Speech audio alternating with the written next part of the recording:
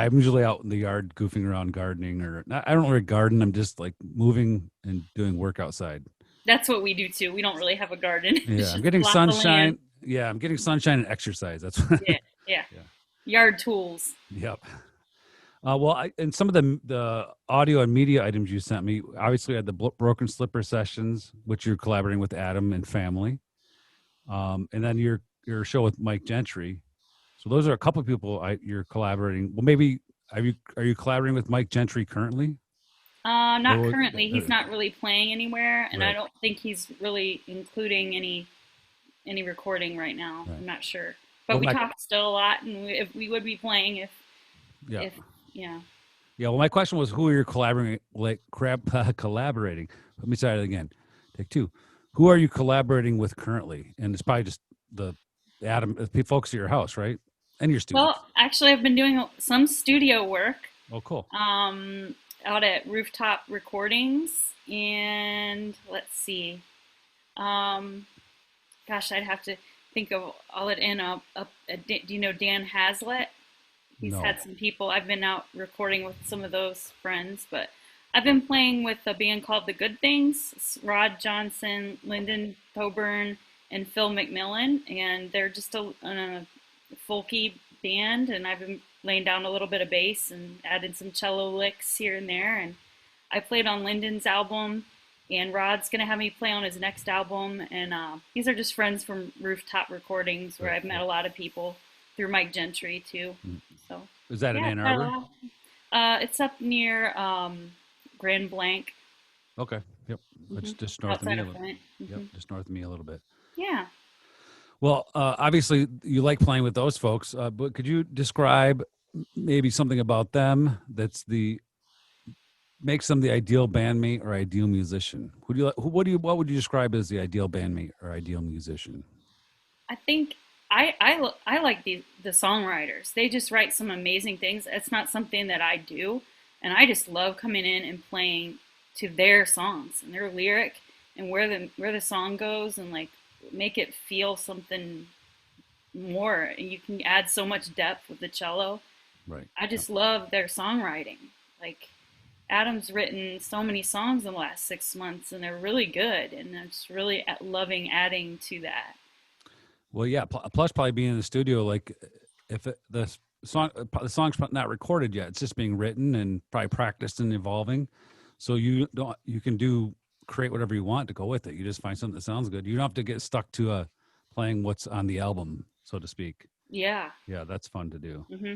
Yeah, especially with cello, you do double stops, right? Oh yeah. Yeah.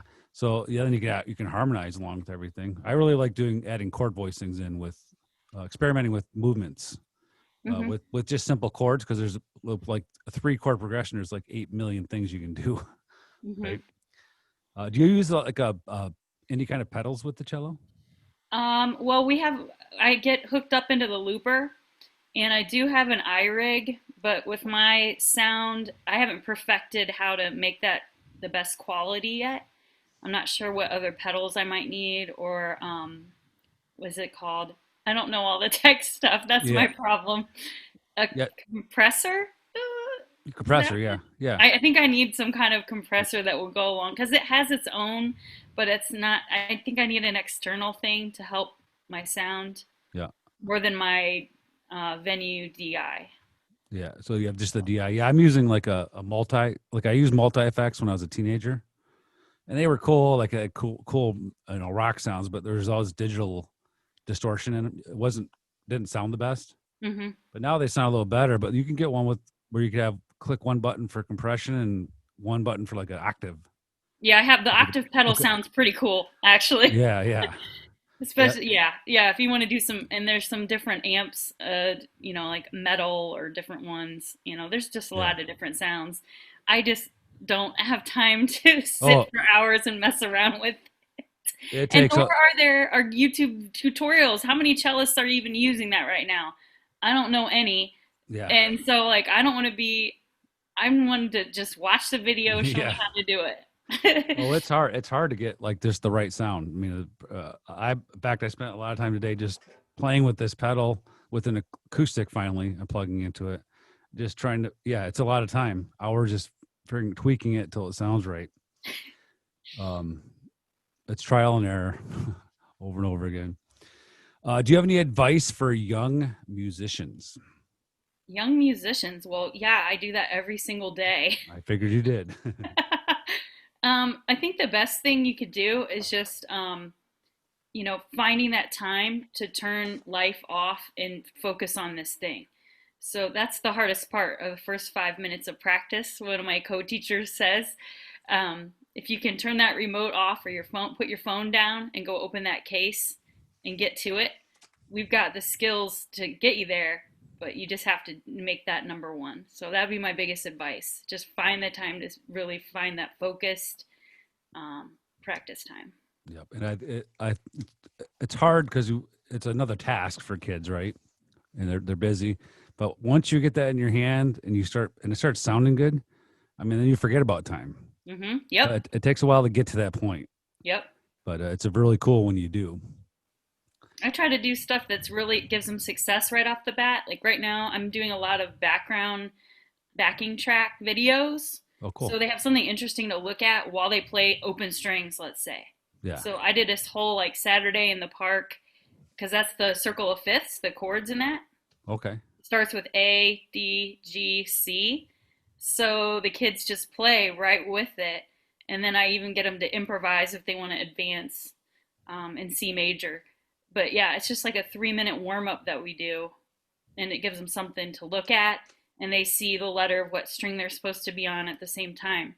So they can play that every day to warm up, Yeah. Now,